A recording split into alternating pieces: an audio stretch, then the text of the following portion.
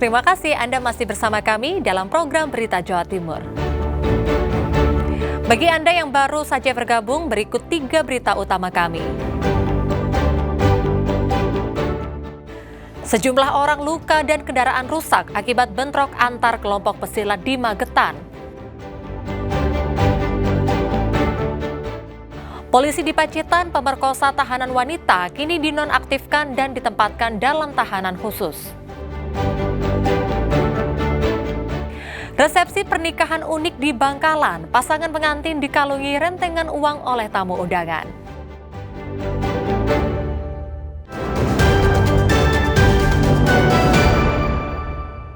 Bentrok antar kelompok pesilat terjadi di Jalan Raya Madiun menuju Magetan. Akibatnya sejumlah korban terluka karena terkena lemparan batu dan benda lainnya, termasuk sejumlah motor dan mobil juga rusak.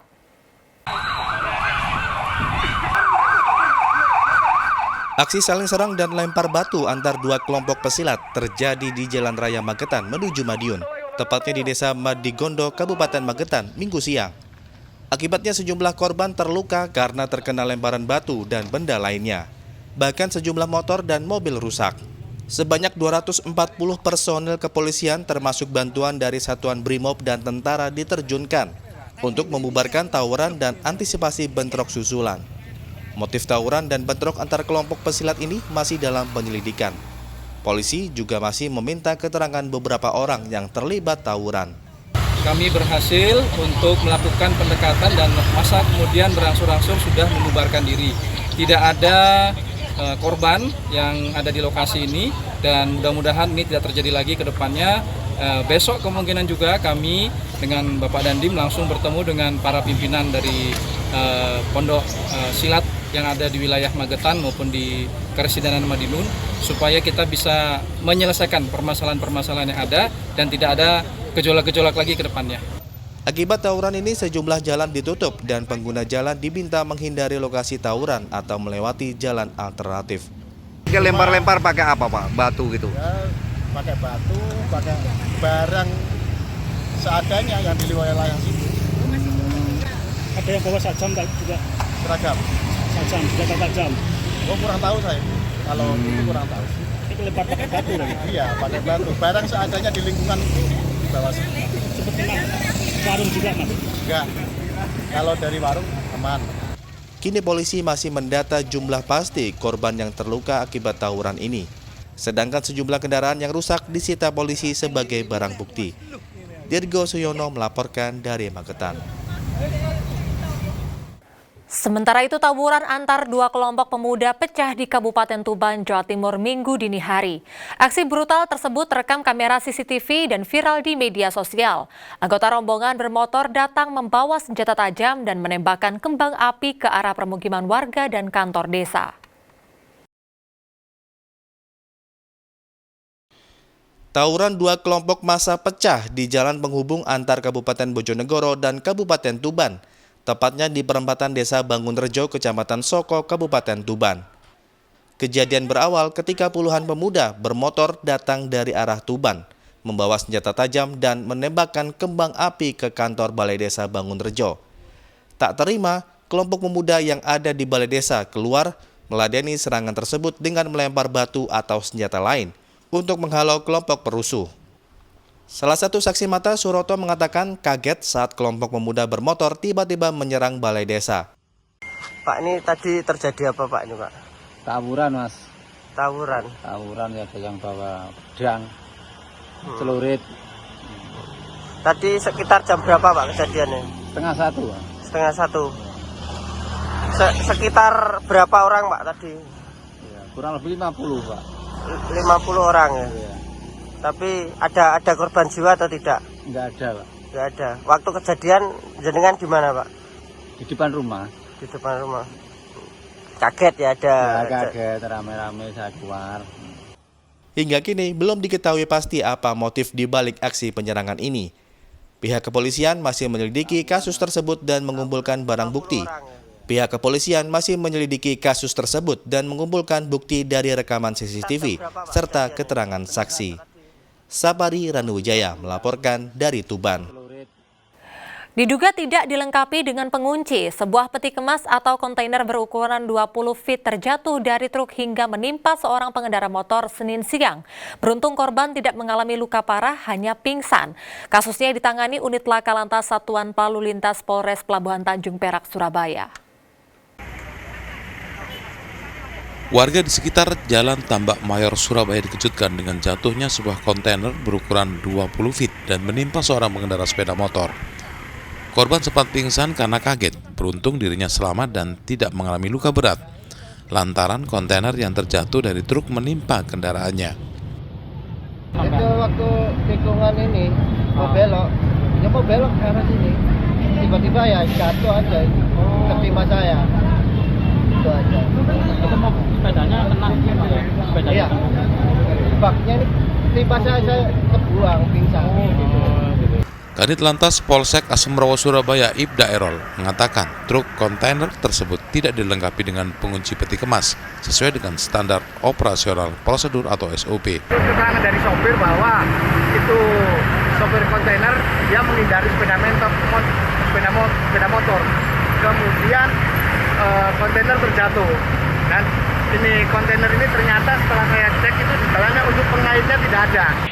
Meski tidak ada korban dalam peristiwa ini, namun dampak dari jatuhnya kontainer tersebut sempat memicu kemacetan panjang dari arah Jalan Tambak Mayor menuju Jalan Tanjung Sari, Surabaya.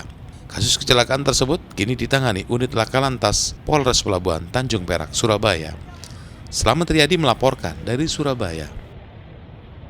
Polisi menyelidiki laporan dugaan pelecehan seksual oleh dokter di Rumah Sakit Swasta Kota Malang dengan mengumpulkan berbagai alat bukti. Bahkan kini polisi telah mengantongi rekaman CCTV saat peristiwa dugaan asusila berlangsung. Penyidik Satreskrim Polresta Malang Kota telah mendatangi sejumlah saksi di gedung Persada Hospital sekaligus untuk memeriksa tempat kejadian perkara. Polisi mengamati kamar pasien dan membawa rekaman CCTV, termasuk yang ada di ruang instalasi gawat darurat IGD. Setelah membawa sejumlah alat bukti, memeriksa saksi serta menganalisis rekaman CCTV, polisi selanjutnya akan memanggil Dr. AY, terduga pelaku pelecehan seksual, untuk diperiksa intensif. Mengikuti CCTV juga kita cek, kita kumpulkan semuanya untuk dilakukan analisa biar menentukan siapa saja saksi yang pada saat itu melihat, mendengar kejadian dugaan pelecehan terhadap korban. Kasus dugaan pelecehan seksual di RS Persada ini baru terungkap setelah korban memviralkan pengalamannya di media sosial. Menurut korban, pelaku adalah dokter IGD yang melakukan pelecehan seksual pada September 2022 lalu. Atas peristiwa ini, polisi juga mengajak masyarakat yang memiliki kasus serupa untuk tidak segan melapor. Nur Ramadan melaporkan dari Kota Malang. Sementara itu, kasus dugaan pemerkosaan yang dilakukan anggota Polres Pacitan terhadap seorang tahanan wanita kini ditangani Polda Jawa Timur. Pelaku saat ini ditempatkan di tahanan khusus dan telah dinonaktifkan dari jabatannya sebagai pejabat sementara Kasat Tati Polres Pacitan. Bid Propam Polda Jatim saat ini telah menindaklanjuti pelanggaran kode etik oknum anggota Polres Pacitan berinisial LC dalam kasus dugaan pemerkosaan seorang tahanan wanita di Polres Pacitan. Pelaku juga telah ditetapkan di tahanan khusus dan dinonaktifkan dari jabatannya sebagai pejabat sementara Kasat Tati Polres Pacitan sejak seminggu lalu. Atas kasus kekerasan seksual terhadap tahanan wanita ini, Aibtu LC terancam sanksi berat berupa pemberhentian dengan tidak hormat. Yang bersangkutan sendiri telah dinonaktifkan sejak kurang lebih seminggu lebih, seminggu ke belakang yang lalu sudah dilakukan penahanan, dinonaktifkan, dan yang bersangkutan saat ini berada di tempat tahanan khusus Bid Propam Polda Jawa Timur. Jules Abraham menambahkan kasus yang mencoreng lembaga penegak hukum ini menjadi perhatian serius Kapolda Jatim untuk diproses hingga tuntas. Selain meminta maaf kepada korban, Polda Jatim juga akan menindak tegas setiap pelanggaran hukum yang dilakukan anggota Polda Jatim. Wahyu Pratama melaporkan dari Surabaya. Tradisi unik mewarnai sebuah prosesi pernikahan di Kampung Arosbaya, Bangkalan. Pasangan pengantin dikalungkan rentengan uang rupiah hingga dolar sebagai wujud ucapan selamat dan hadiah pernikahan. Hari bahagia pasangan pengantin ini diwarnai dengan tradisi unik yang dilakukan oleh para tamu undangan. Resepsi pernikahan yang berlokasi di Arusbaya Bangkalan ini bertabur ratusan lembar jenis uang. Pasangan pengantin ini terlihat bahagia karena dikalungi rentengan uang oleh sahabat dan para tamu undangan. Rentengan uang yang dikalungkan kepada pasangan pengantin ini sebagai wujud hadiah dan bentuk ucapan selamat. Beragam jenis mata uang memenuhi busana pengantin, mulai dari rupiah, euro hingga dolar. Nilai uang yang diberikan kepada pengantin biasanya menyesuaikan dengan kemampuan atau kantong tamu undangan. Jadi tradisinya di pojokan itu emang kayak gitu. Saya kan menyebar undangan ke teman-teman saya. Nah itu tradisinya biasanya ngalungin ke saya itu semuanya. Ya uangnya ada yang rupiah, dolar, euro, ada ringgit juga. Uang kertasnya itu berapaan nilainya? Ada yang 50, dolar, euro. Oh, ada juga ya? Ringgit. Kalau di total nilainya berapa itu, Mas? Masih belum bisa dihitung. Meski belum dihitung total hadiah, uang yang diterima pasangan pengantin ini ditaksir senilai puluhan juta rupiah. Nia Karunia melaporkan dari Bangkalan. Di kota Surabaya ada beberapa tempat bersejarah tempo dulu yang bisa menjadi tujuan wisata. Salah satunya yakni The Javase Bank, merupakan cikal bakal Bank Indonesia yang berada di kawasan Jembatan Merah Surabaya. Pengunjung bisa melihat koleksi mesin clearing tempo dulu hingga koleksi uang lawas.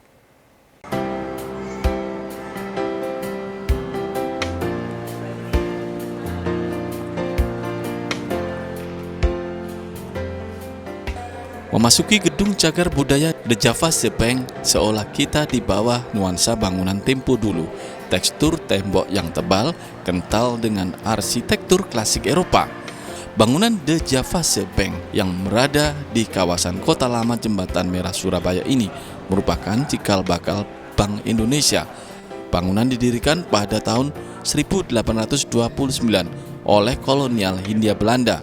Awalnya bank didirikan untuk merespon sirkulasi uang di kawasan Sungai Kalimat Surabaya yang menjadi tempat penting ekspor dan impor gula pada saat itu. Seiring berjalannya waktu, pada tahun 1953, bank ini resmi menjadi Bank Indonesia.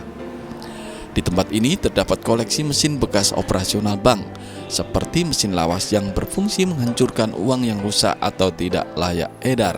Tidak kalah penting juga ada mesin clearing, yaitu mesin transfer uang antar dua bank berbeda.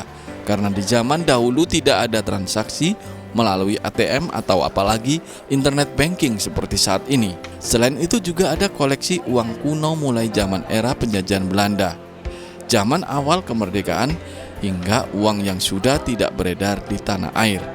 Pengunjung bisa melihat langsung keunikan desain atau gambar uang kuno dari masa ke masa. Untuk meningkatkan literasi bagi anak bangsa, Gedung Cagar Budaya The Javase Bank pada tanggal 4 Maret 2025 resmi menjadi wisata education center.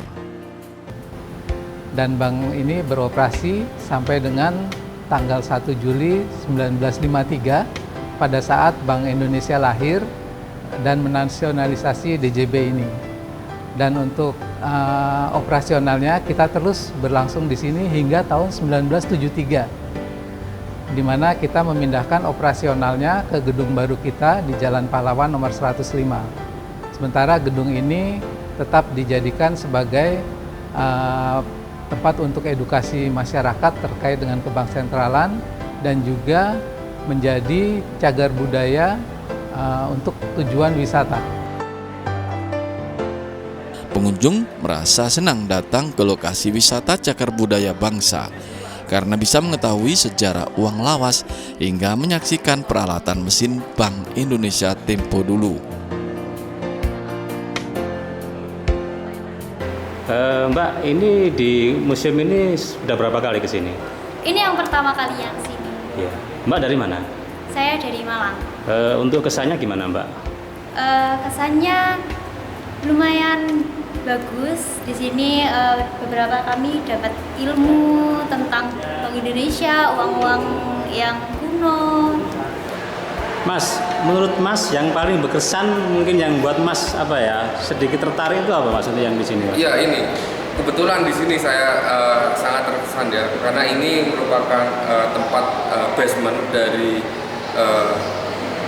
bank yang dibuat oleh Belanda. Di depan tadi udah ada brankas dengan tutup brankasnya itu tebelnya dan beratnya itu sekitar 13 ton dan itu membuat saya sangat impress sekali. Nah, bagi Anda yang menyukai tempat bersejarah dan syarat nilai edukasi, tentunya Gedung The Cavase Bank bisa menjadi pilihan. Untuk datang ke Cagar Budaya ini tidak dipungut biaya alias gratis. Sujianto dan Sutrisno melaporkan dari Surabaya. Dan informasi tadi sekaligus mengakhiri perjumpaan kita dalam program Berita Jawa Timur hari ini. Atas nama seluruh kru yang bertugas, saya Reza Zafira mengucapkan terima kasih atas perhatian Anda dan sampai jumpa.